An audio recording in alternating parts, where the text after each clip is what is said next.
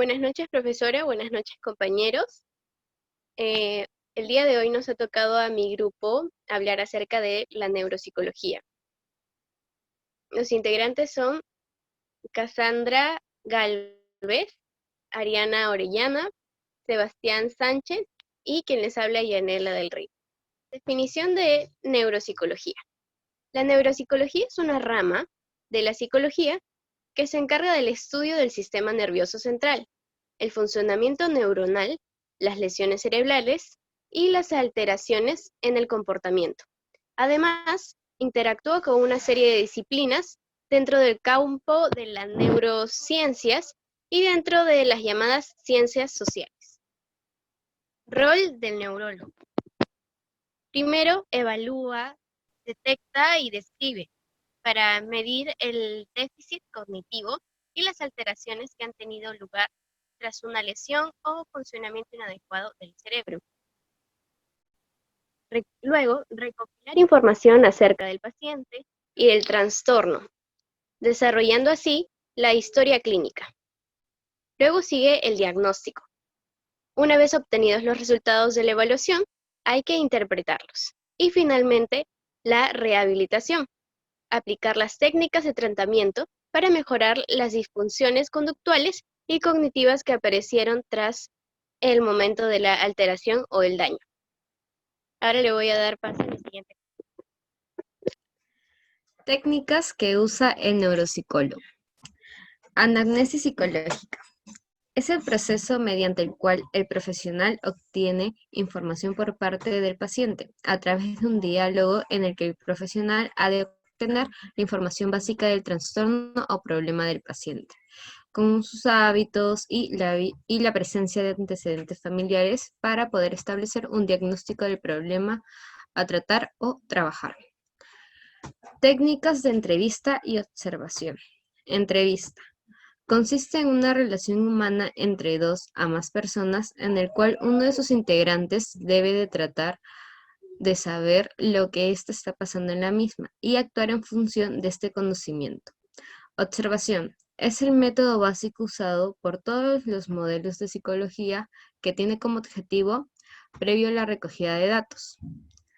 Pruebas diagnósticas de neuroimagen, TAC, resonancia magnética, etc. Estas se hacen para poder ubicar algún daño en el cerebro. Evaluación neuropsicológica. Determinan el estado cognitivo y afectivo conductual de la persona. Para esto se emplean diferentes modelos teóricos. Le doy el pase a mi compañera Cassandra. Yo les hablaré de la evaluación neuropsicológica. Consiste en un examen comprensivo de las funciones cognitivas, conductuales y emocionales, que pueden resultar comprometidas como consecuencia de una afectación funcional o estructural del sistema nervioso central. Como propone Lesak, Howison y Loring en 2004, debe ser entendida como un proceso que se inicia como un acercamiento general al problema, que viene determinado por el propósito motivo de la consulta. Continúa con la realización de una entrevista y valoración inicial, la selección de los tests que se van a aplicar, la interpretación de los datos obtenidos y culmina con la comunicación de resultados. Ahora les voy a hablar sobre los 4 tipos de diagnósticos en la neuropsicología según Ardila y Ostrowski.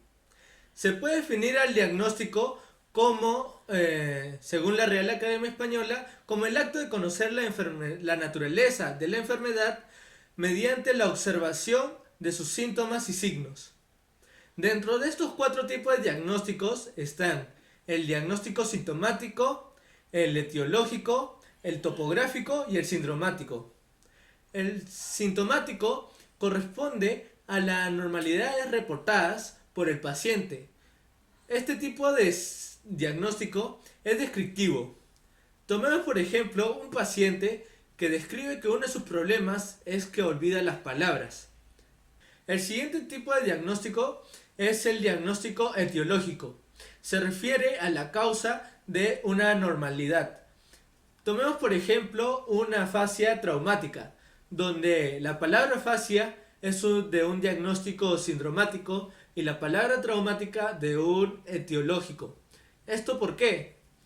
Esto se quiere decir que una afasia, el síndrome de afasia, se va a ver causado por un trauma.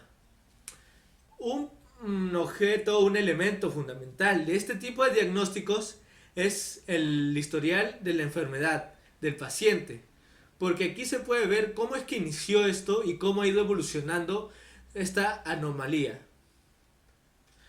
Otro ejemplo se podría decir que es que un paciente con un trastorno en el lenguaje, debido a un accidente automovilístico donde sufrió un trauma cerebral, se puede decir que la etiología vendría a ser traumática. El tercer tipo de diagnóstico es el topográfico. Aquí se refiere a la localidad del proceso patológico.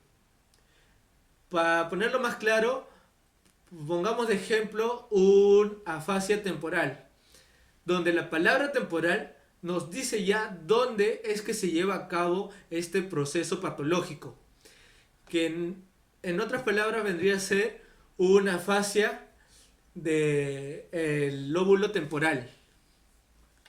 Por último, pero no menos importante, el diagnóstico sindromático.